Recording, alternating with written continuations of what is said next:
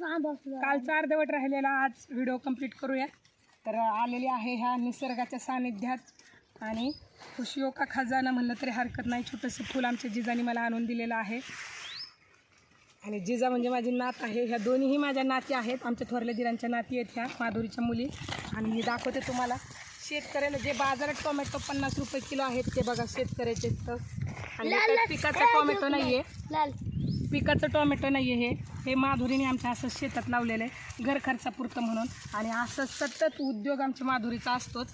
तर खरं तर मला हे टोमॅटो आमच्या घरी पण काढून ठेवलेले. माधुरी म्हणली पैसे येतातले कच्चे आहेत टोमॅटो, तुम्ही घरी या आणि घरचे घेऊन जा. तर मी फक्त 2-4 टोमॅटो घेते. आजी बघा कसे टोमॅटो येते.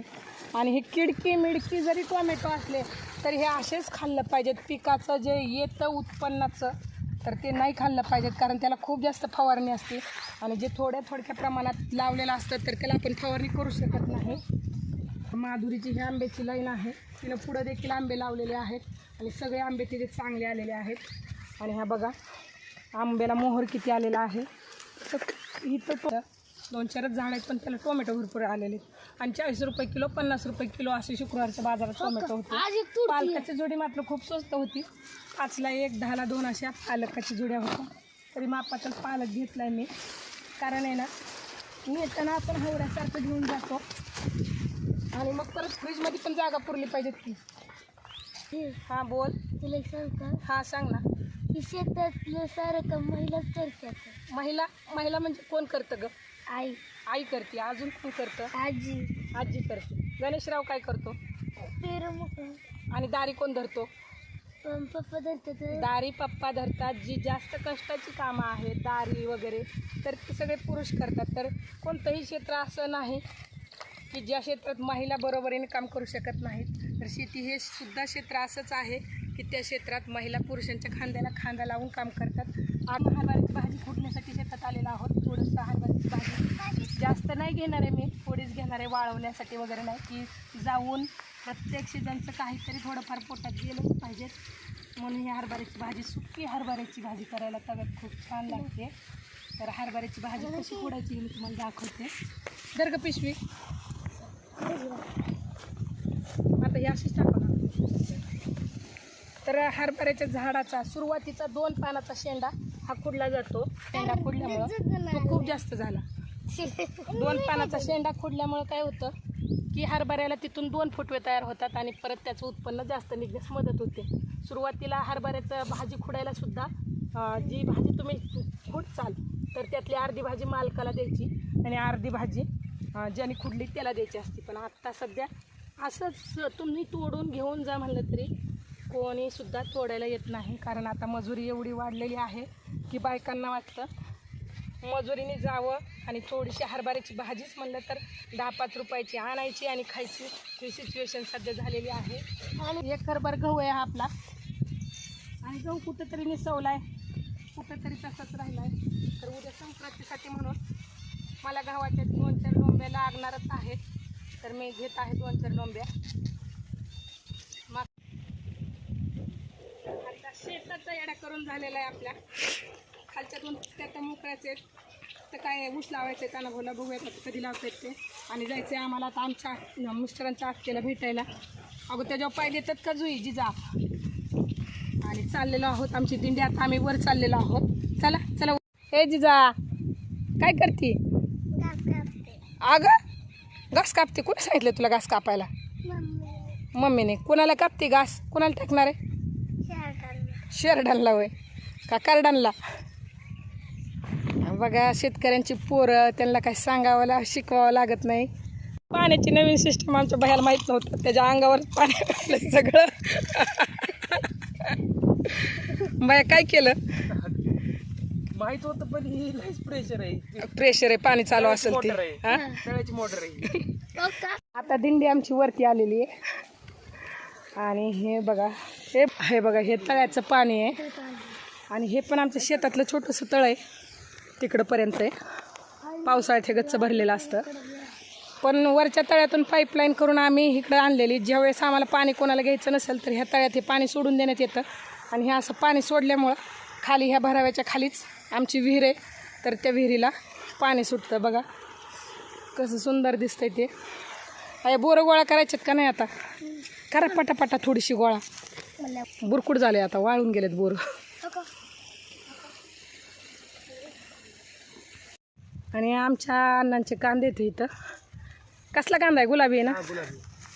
बघू दाखव एक कसला आहे.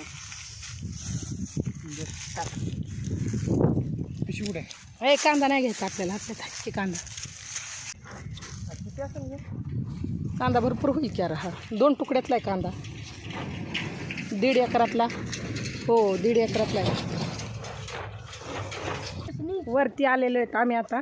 आणि वरती बघा हे आमच्या अण्णांची, अण्णा म्हणजे माझे 2 नंबरचे दीर.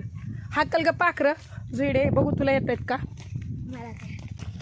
बघा किती छान ज्वारी आली. दगड फेकते. आणि बघा जिजाने गवत घास कोणासाठी आणलाय. हां एवढे लांबून टाकते बाई जिजा. तुला भीती वाटते का? ते खातेत का? मग खाणाऱ्यालाच टाकते.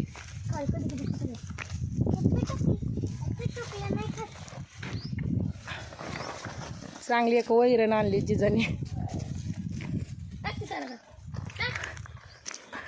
घरी आलेलो आहेत आता. शेळ्यांना आप्पा पुढच्या वर्षी टाकेलच की.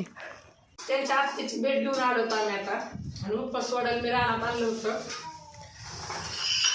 जेवायला भरपूर आहे. टोमॅटो आहे, माधुरीने शेतात लावलेलं. टोमॅटोची चटणी केली आहे, मटकी वाटाण्याची भाजी आहे, पोरीला पाव. पोरींनी पण जेवायला घेतलेलं आहे. आणि भैया साहेबाला ह्याचं काहीच आवडत नाही. गौरी वहिनीने त्याला फ्लावरची भाजी दिली. आणि आता आम्ही जेवायला बसलोय. आणि सुनबाईला काही उपास सोडायचा नाही, त्याला फक्त खिचडी खायची. आणि आमच्या इथं जेवण चालू आहे. आणि आमच्या नातवाचं रडणं चालू आहे. कसं जेवायचं?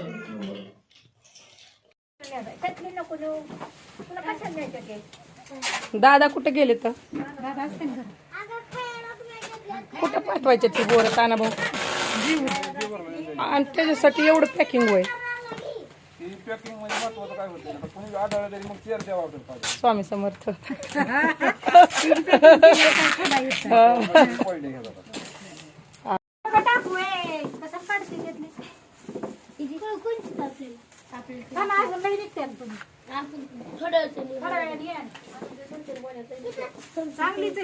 तेव्हा का आमच्या सुनीताने ही बोरं दिल्यात 2 पिशव्या भरून. विकायला बसावं लागेल. नाही बहीण यायची माझ्या आता, तिला दिली मी तिथली. बहीण माझी तिथं करमाळ्यात. हा नाही बस झाले तेवढी, खूप झाली. हा बस बस बस. रानातून घरी आलेलो आहोत आता. आणि फुलं बघून मोह आवरला नाही. काल आईकडून आणलेली फुलं होती, पण निशिगंधाची फुलं इतकी जास्त होती तिथं की मला तोडावीशी वाटली. आणि थोडीशी लाल जास्वंदाची फुलं आणलेली आहेत. इतकी सुंदर, अगदी घरभर ह्याचा वास पसरलाय. आणि बघा ही गव्हाचे लोंबे आणले, टोमॅटो आणले, बोरं आणले, पालक आणला होता. ताई आली होती तर ताईला थोडासा पालक दिला. आणि आळूची पानं, ही केळी त्यांच्या आत्याच्या मुलाने दिलेली, त्यांच्या केळीची बाग आहे, भरपूर दिली होती. तर मी घरी थोडीशी ठेवली आणि थोडीच आणली, कारण कालची आईकडची पण केळी आहे.